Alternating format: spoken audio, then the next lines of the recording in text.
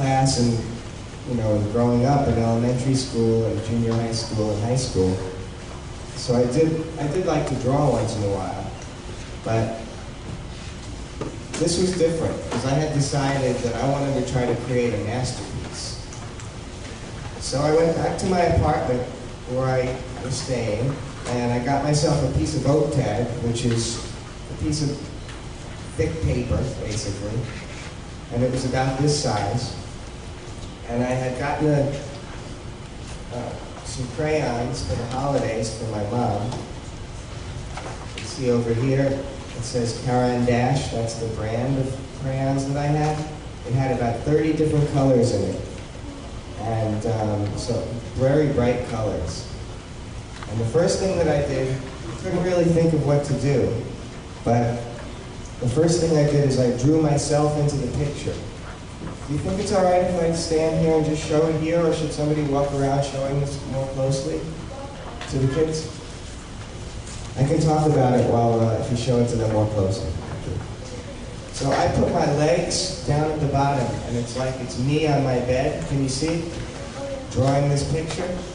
And then what I proceeded to do is to start taking, maybe you want to walk around a little slower so that they can all, see the legs and the bottom and identify a few items. I started to take out all the different items that were in my apartment, and one by one, I would draw them into the picture. And this was different than any other picture that I had done before, because I think up until this point, whenever I had drawn a picture, I would just sort of sit down and draw a picture. But for this, it took me over 30 days to do it, to finish it. Every day after school, after I finished my work, I would take out my oak tag, take out my crayons, and add to the picture until it was totally finished. And when I was done with it, well, first I looked at it and I saw all these different brands on there. And I thought to myself, I must really be a victim of all their advertising to have all these brand logos, in my apartment. So I titled the piece "The Victim." And I was very proud that I had put so much work into one thing. And really, I did it just for my own enjoyment. It wasn't like I did it for a school assignment or for a grade or for anything like that. So it was interesting because, I had spent lots of time doing other things for fun. But with art, it seemed like at the end of it, at the end of the fun, I got to keep something special and solid, like the artwork itself. And I ended up selling this drawing a few years ago for a few $1,000s. So something that I did for fun in college, just hanging out in my room, listening to music and stuff, that I could turn into something solid like that, it sort of makes entertaining yourself, it takes it to another level, I think. So that was my first serious work, called The Victim. And then, like I said, I was in business school. Like I said, I was in business school, so I was really only doing art when I had a chance for my own enjoyment. But when I got out of school, I had to get a job, and I did. I got a job in the food business, and I started selling food. I was a salesman and a distribution person. So I would go around to stores and sell different products. I would go around to health food stores, and gourmet stores, and delis, and cafes, and all sorts of places like that. And yeah, you guys can sit down if you'd like. And I started selling all these different products. And to make a very long story short, after a while, I decided to start my own juice company.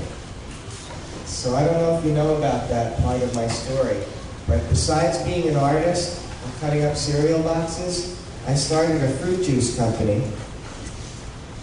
And that's a whole story in itself, but I created some characters for my juice labels. This is one of them. This is the Tangerine Man. And his name is Surreal. Did you guys learn about Surreal at all? No? Well, I created this line of characters called Surreal.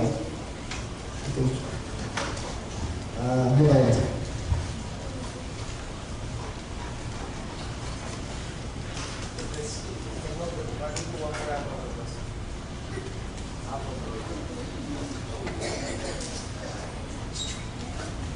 Okay, there's a page in my book about the surreal, but as you can see, I created a whole bunch of these different fruit head characters for the juice label. The Tangerine Man is on jugs of tangerine juice that I have. I have an orange head man for orange juice, a lemon head man for lemonade, an apple head man for the apple cider that I sell. And basically, I have factories I work with. I have the citrus juices, the orange, grapefruit, and tangerine that I make in Florida. And my apple cider is made in Massachusetts. And I have it made and I sell it, and that's my business. So besides visiting schools and making art, I actually spend a bunch of my time doing that. And that helps pay the bills. And I'm hoping that one day these surreal characters will become well known, and that hopefully you'll be able to see them in Kroger's and Walmart and Food Lion and stuff like that. So it's pretty interesting. I don't think there's other artists that have juice companies. And I've been thinking that it's hard to understand about the juice if I don't actually show you the product. So I brought some of my empty bottles just to show you. This is what the apple cider looks like. You can see the Apple Man on the label. You guys want to see this? See, in the regular supermarket, there's hundreds of different characters. You know them all. Snap, Crackle, and Pop, Tony the Tiger, Mr. Peanut, Lucky from Lucky Charms, Diggum from the Honey Smacks. And, lately, what's become very popular is natural foods. And the natural food brands are all named stuff like Nature's this and Nature's that, and they don't have any fun characters. And my idea was that these surreal characters are a lot more intelligent than most of the other old-time characters. And so they like to read labels, they like to eat healthy, they're into natural foods, and they're also into art. They like art and they like learning. So they're a little bit more intellectual than some of these other characters who shall remain nameless. So anyway, that's what I do in my business. It's really the only time that my art has connected with my business. All the other art that I do is really just because I'm trying to be an artist and I'm trying to see what I can come up with. So, as you probably noticed, most of my work that you've seen is collage, which is what we're doing here. It's cut and paste. You take various materials, whether it's magazines, photographs. I like to use cereal boxes and other packages like that. But basically, if you take materials from one source and then put them together to create a picture, that's what a collage is. And I started making collages as a way to use certain materials that I had at home and at work that I had no other use for, really. First, I actually started making collages out of photographs. Here's an example of a photo collage. I'll tell you the story quickly about the photo collages because it's kind of, I think it's very relevant to my whole story. I was making art as much as I could because I wanted to be an artist. I had this thought that if I don't make art, I'm not going to be an artist. If all I do is sell juice